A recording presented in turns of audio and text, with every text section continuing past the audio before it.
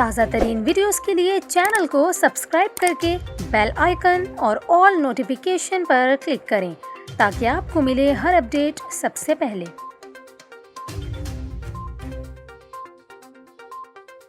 और अभी आपको बताएं, ऑस्ट्रेलिया की फुल स्ट्रेंथ क्रिकेट टीम 24 बरस बाद पाकिस्तान के दौरे पर पहुंच गई।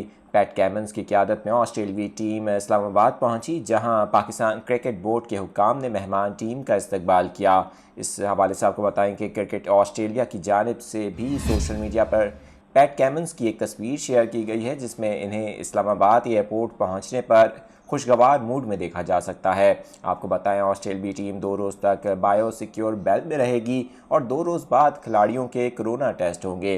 कोरोना टेस्ट मनफी आने वाले खिलाड़ी ही प्रैक्टिस सेशन में हिस्सा लेंगे और दोनों टीमों के दरमियान पहला टेस्ट मैच 4 मार्च से रावलपिंडी में होगा।